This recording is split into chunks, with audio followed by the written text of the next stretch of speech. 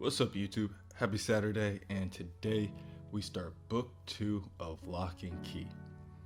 So I remember a time when we only had one series going on in general, and that was Doom Patrol, and I was really bad at making these.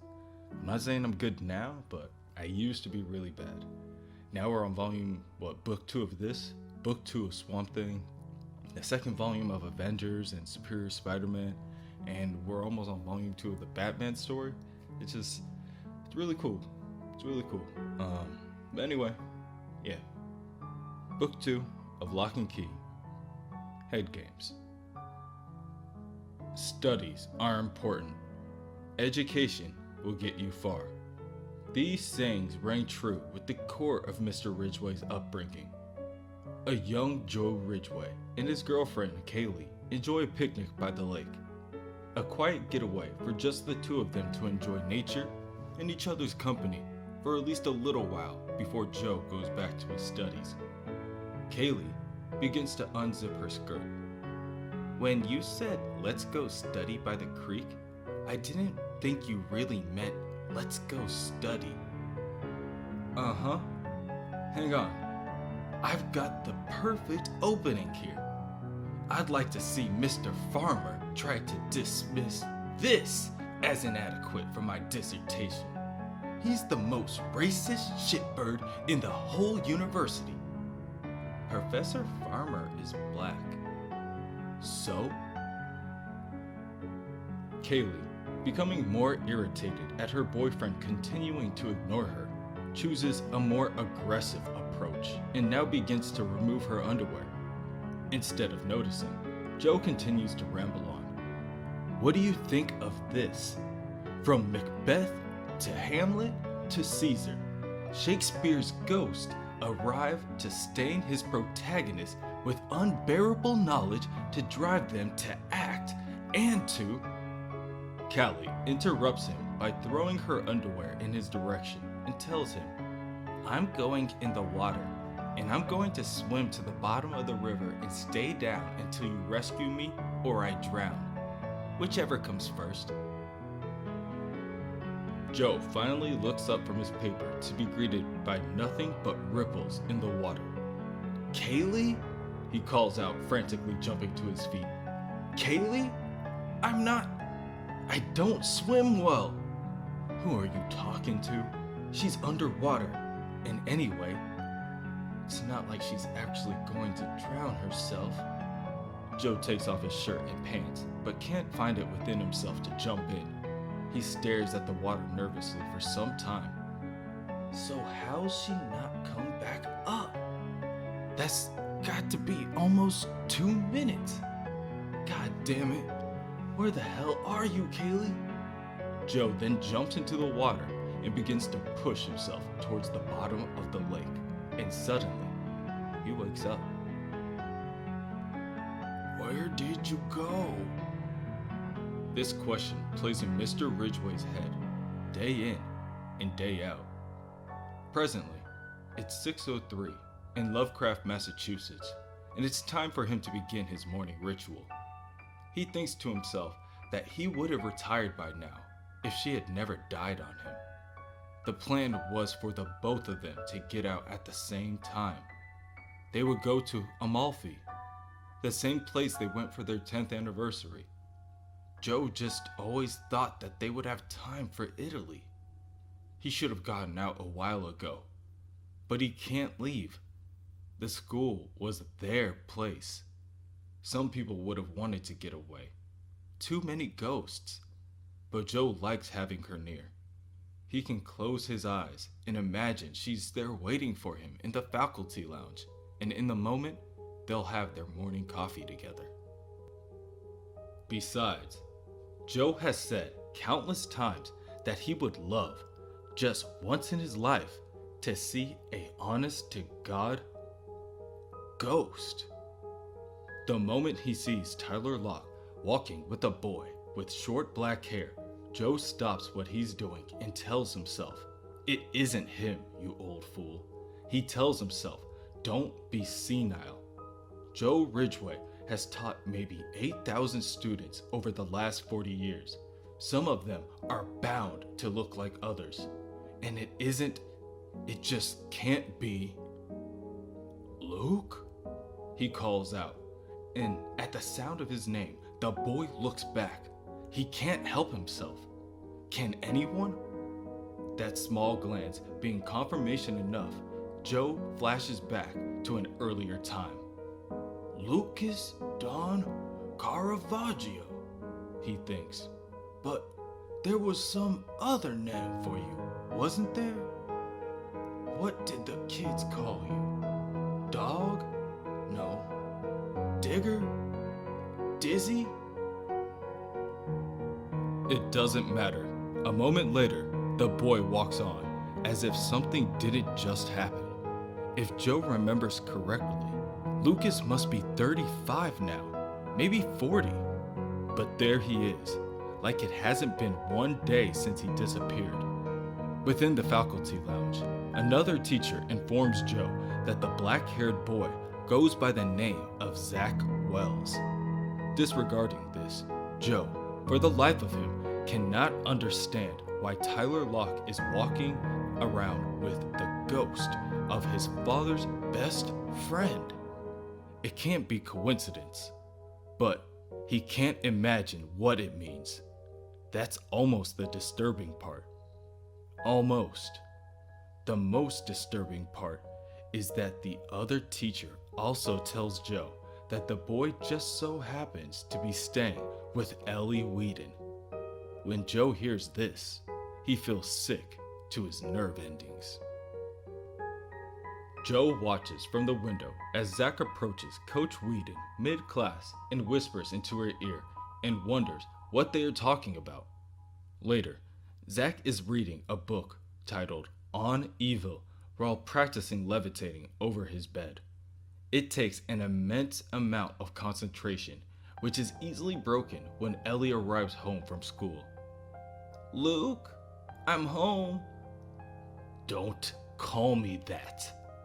You have to practice calling me Zack, or you're going to get us in trouble. Sorry, it's just, you don't look any different than— Ah!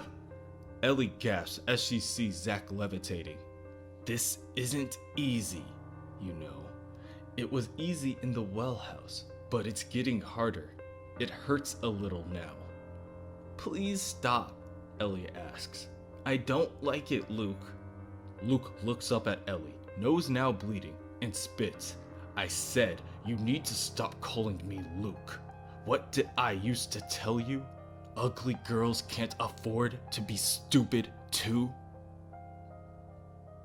Ellie leaves Zack's room and enters the kitchen in order to prepare a smoothie. Zack follows her, stating, Good old Mr. Ridgeway recognized me today. That old fuck. Shouldn't he be dead or senile by now? Ellie snaps back at Zack, demanding that he lowers his voice. Her son is in the next room. Rations are being beamed in, she calls out to her son. Hope you like strawberry smoothies. Zack brushes off her aggression by stating that the kid doesn't understand anything that's going on. You have no idea what he understands. Now close the door. Ellie's son, currently playing with his robot and commando toys, says, No transmission, sir. We have reason to believe the signal from HQ has been cut off. Copy that. I don't trust the new human. He may be a replicant. Within the library, Joe Ridgeway gazes at a photo of his late wife, Calliope Ridgeway, in the Lovecraft Academy yearbook from 1988. I always thought I'd die first, he thinks. 3 pipes a night. I always thought if one of us would get cancer. I'm still mad at you. You had no right to go away and leave me. I hope you know that, wherever you are. But I didn't get this book down to look at you. He flips to the page showcasing the Lovecraft Senior Drama Club. There he is, no doubt about it. Lucas Carravagio and Rendell Locke, Butch and Sundance. What a pair those two were. I still remember the day Carravagio disappeared, along with the Topher girl and Cho. And of course, what happened to Aaron Voss. Awful. Just awful. Worst day in the history of this school. Rendell was devastated. Never the same. It occurs to me if Caravaggio has come back, it must be to watch over Rendell Locke's children, who have already been through so much. I grasp at the thought, desperately wanting it to be true. The Tempest. What a play that was. Never seen anything like it. It was magic. So wonderful. It almost seemed less like real play and more like something I dreamt. We talked about what it would be like for one of us to lose the other, but that's not how it works. You don't just lose anyone. You're not lost. I close my eyes and you're there. As Joe enters the administration office, he tells himself that he shouldn't be doing this. There are rules to respect student privacy, but Kaylee taught him a healthy disrespect for rules.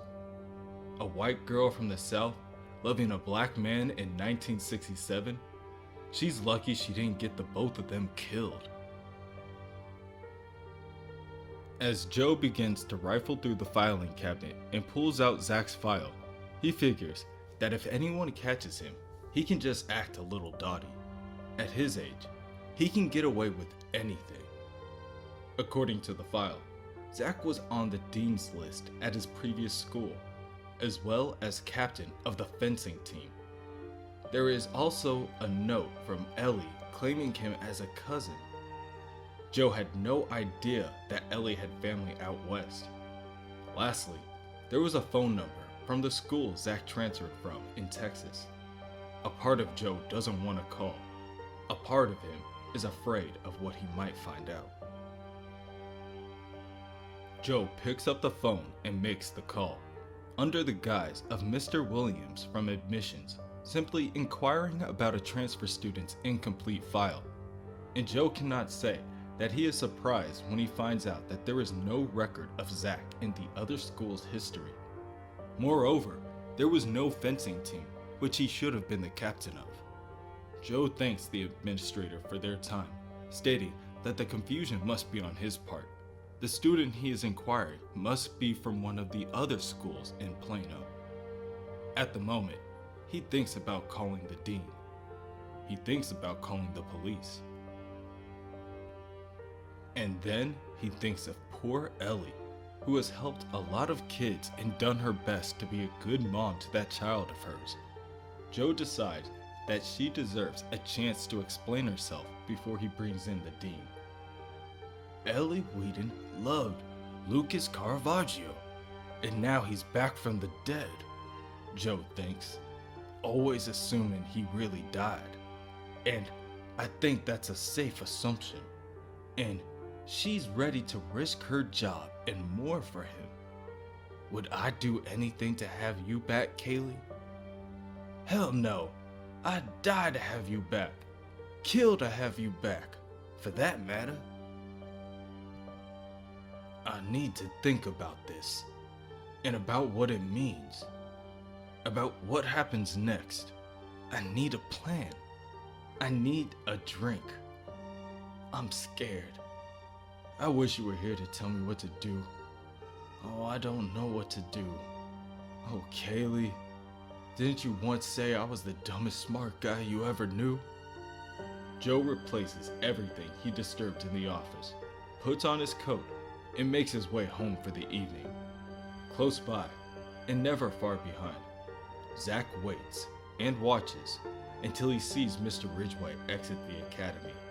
Then, he takes out the anywhere key and uses a nearby door to take him back home to Ellie's house, directly into her kitchen.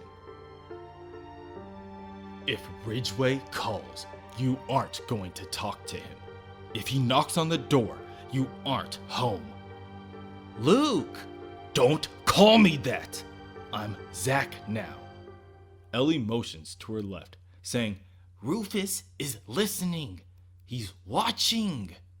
So what? He doesn't know what he just saw. I doubt.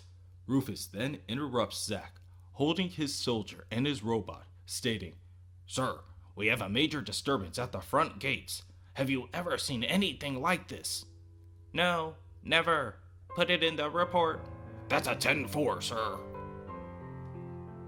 Zack scoffs and tells Ellie that he isn't worried about what Soldier Joe knows. He is worried about Joe Ridgeway, the fucking drama professor. He's figured it out, Zack tells Ellie. Enough to ruin everything. He knows we faked my transcript. Oh, sweet hell, Ellie sighs. What are you going to do? Zack opens the kitchen door to reveal a police evidence locker full of apprehended artillery. What I said I'd do. Deal with it. Joe goes to Ellie's home and attempts to ring the doorbell. No one answers. He is relieved, really. What if Lucas answered the door? What would Joe say, knowing what he knows now? He should call someone. Do something. Maybe no. Or better not. He should think about this. Take a moment. Joe returns home, pours himself a drink, and takes some of his prescribed medicine. He would like one more shot, but he tells himself that he's probably had enough. In an attempt to unwind, he runs a bath for himself. It is not long until Zack enters his bedroom. He examines the area, making sure that it is safe, before revealing himself. Zack enters the bathroom with his pistol drawn and begins to refill Joe's cup. The next one's on me, Mr. Ridgeway. Unsurprised, Joe opens his eyes and greets his old student. Hello, Luke. Are you going to shoot me with that rather brutal-looking gun? I'd rather not. I wish you could have left me alone. I always lied to you. Here, have a couple. Zack attempts to offer Mr. Ridgeway a couple more pills. I don't think so. I wondered about you, Luke. About what happened to you and your friends. They were good kids. They were great kids. Right up until the day they decided to kill me. Something which didn't work out so well for them. Didn't work out so well for me either. But I'm not going to dwell on it. The important thing is, I'm back now, and I can finish something wonderful. Something that needs finishing. The Locke children. This all has to do with the Locke children. It more has to do with that house and what's under it. They're just there, and I think I can even make them help me. And if I can't use them, they can die like you. It's nothing personal, but no one can know about me. I can't take a chance on you exposing me. Take your pills, Mr. Ridgeway. Let's do this easy. Joe cannot bring himself to stay down at his intruder's request. He leans over, raises to his feet, and slams his cup on Zack's forehead, causing it to shatter. Zack answers this by instinctively pulling on the trigger of the gun and firing a bullet into the chest of the elderly man. Joe falls back against the wall before sliding into the tub filled with hot water, which only hastened the blood leaving his body. Unable to sit himself up, Joe begins to slowly become submerged by the water. He shot me, Kaylee. He shot me. I need help. I need someone. I need you. I don't want to die alone. Where are you when I need you? Where are you, Kaylee? Where? Suddenly, Joe is back in 1967, back at the picnic, back at the bottom of the lake. Oh, there you are. 20 minutes later, Ellie is laying alone in the darkness of her bedroom. Currently, she feels as if she isn't the leader of her own free will. With all the changes being made, with Luke acting the way he is now, with Mr. Ridgeway, her son. There is no clear signal on what choice is the right choice for her anymore. Suddenly, her bedroom door swings open and Zack orders her to help him.